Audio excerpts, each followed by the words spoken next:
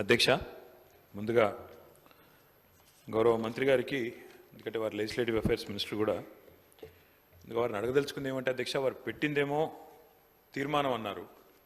తీర్మానం కాపీస్ అయితే మాకెవరికి రాలేదు.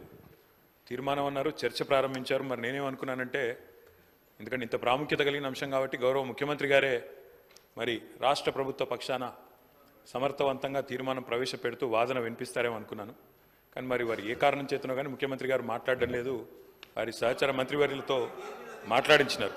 మరి వారికి మాట్లాడడం ఇష్టం లేక మాట్లాడతలేరా, ఇబ్బంది అయి మాట్లాడతలేరా నాకు తెలియదు. కానీ అధ్యక్ష, మాకు గత 10 సంవత్సరాలుగా మేము అక్కడ ఉండి చెప్పిందే ఇవాళ శ్రీధర్ బాబు గారు చెప్పిన అధ్యక్ష, కొత్తదేం లేదు.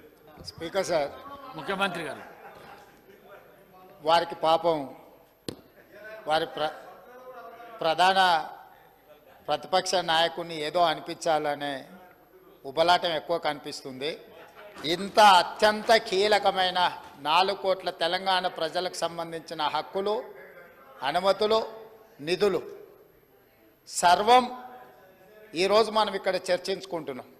ఇంత కీలకమైన సందర్భంలో ప్రధాన ప్రతిపక్ష నాయకుడు గారు ఇక్కడికి వచ్చి 15 సంవత్సరాల తెలంగాణ ఉద్యమం, 10 సంవత్సరాల తెలంగాణ రాష్ట్ర ముఖ్యమంత్రిగా 25 సంవత్సరాలు పనిచేసినా అని గొప్పగా చెప్పుకుంటూ ఉంటారు. ఎప్పుడు వీళ్ళేమో భజన చేస్తూ ఉంటారు. మరి అట్లాంటి అనుభవజ్ఞుడు ఇక్కడ వచ్చి కూర్చొని ఈ సభలో చర్చించి ఇందులో పాల్గొని కేంద్ర ప్రభుత్వాన్ని నిలదీయాల్సిన సందర్భంలో కూడా ఇక్కడికి రాకుండా మోడీ గారు వీరిక్కడికి వస్తే చూస్తే ఏమైనా జరుగుద్దేమనే భయంతో ఎక్కడో దాచుకొని ఇక్కడ వీళ్ళని పంపించి వీళ్ళ అధ్యక్ష మాట్లాడేది. తెలంగాణ రాష్ట్ర ముఖ్యమంత్రిగా కేంద్ర ప్రభుత్వం నిన్న ప్రవేశపెట్టిన బడ్జెట్లో తెలంగాణకు జరిగిన అన్యాయాన్ని, నిధులను, అనుమతులకు సంబంధించి నిన్నటికి నిన్న స్పష్టంగా మా మంత్రివర్గ సహచరులకు చెప్పడమే కాకుండా ఈరోజు ఈ సభలో ఈ తీర్మానాన్ని ప్రవేశపెట్టి అందరి అభిప్రాయాలను తీసుకొని ఈ తెలంగాణ రాష్ట్రానికి న్యాయం చేయాలని మా ప్రభుత్వం ముందుకొచ్చింది. కాబట్టి ఆ సభ్యులు ప్రస్తావించాల్సిన అంశాల మీద దృష్టి పెడితే అది తెలంగాణ రాష్ట్రానికి ఉపయోగపడుతుంది. అట్లా కాకుండా ఇట్లాంటి వివాదాస్పదమైన విషయాలు మాట్లాడితే వారి నాయకుడి యొక్క బండారం బయటపడుతుంది. దానివల్ల వారికే నష్టం జరుగుతుందని నేను సూచన చేస్తున్నా అధ్యక్ష. అధ్యక్ష, ఈ రకంగానైనా ముఖ్యమంత్రి గారు గొంతు విప్పినందుకు సంతోషం అధ్యక్ష. ఈ రకంగానైనా మాట్లాడే పరిస్థితి వచ్చినందుకు ధన్యవాదాలు అధ్యక్ష.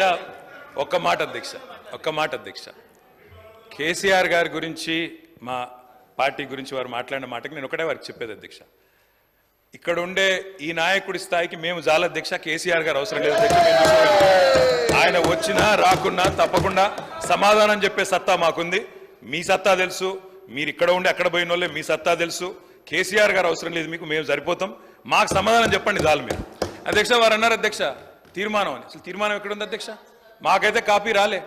ముఖ్యమంత్రి గారు అంటున్నారు తీర్మానం ప్రవేశపెట్టిన. తీర్మానం ఏది అధ్యక్ష? అసలు మీరు ప్రవేశపెట్టిన తీర్మానం ఏది శ్రీధర్ బాబు గారు?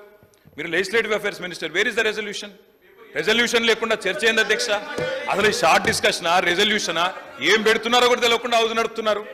ఇప్పుడు గౌరవ ముఖ్యమంత్రి గారు స్టేట్మెంట్ చేశారు. స్టేట్మెంట్ చేసి మీ అభిప్రాయాలను తీసుకొని చాలా డెమోక్రటిక్గా పోతా ఉన్న సందర్భం, మీరు డెమోక్రసీ వద్దు, డెమోక్రటిక్ పోవద్దు అంటే మేము స్పెసిఫిక్గా తీర్మానం చేస్తాం. దాని పరంగానే దాంట్లోనే మీరు ఆ అంశాల విషయంలోనే మేము డెమోక్రటిక్గా ఒక స్టేట్మెంట్ చేశాం. స్టేట్మెంట్ తర్వాత మీ అభిప్రాయాలను తీసుకొని ఈరోజు మేము ఒకటి ఆలోచన చేయాలా. దాంట్లో ఏముంది సార్ అధ్యక్ష? ఈరోజు గవర్నమెంట్ బిజినెస్లో ఏముంది? మేము స్టేట్మెంట్ చేసి మీ అందరి అభిప్రాయాలను తీసుకొని తీర్మానాన్ని ప్రవేశపెడతాం. మీ అభిప్రాయాలను కూడా దాంట్లో పరిగణనలో తీసుకొని తీద్దామని ఆలోచన చేస్తే వద్దు అంటే ఇప్పుడే పెడతాం. 5 నిమిషాలు బ్రేక్ ఇవ్వండి అధ్యక్ష. ఇప్పుడే తీర్మానం పెడతాం. అదే తీర్మానం ప్రకారం పోదాం. యూనిలాటరల్గా మీరు అనేక సందర్భాల్లో తెలంగాణ రాష్ట్ర ప్రభుత్వం ఆ రోజు తీర్మానం పెట్టాం యూనిలేటరల్ గా పోకుండా ఓ డెమోక్రటిక్ స్పిరిట్ లో మీ అభిప్రాయాలను తీసుకొని పోదామంటే వద్దంటే ఎట్లా వదిలేద్దాం 5 నిమిషాలు బ్రేక్ ఇవ్వండి సార్ అధ్యక్ష మేము రెజల్యూషన్ పోయి చేస్తాం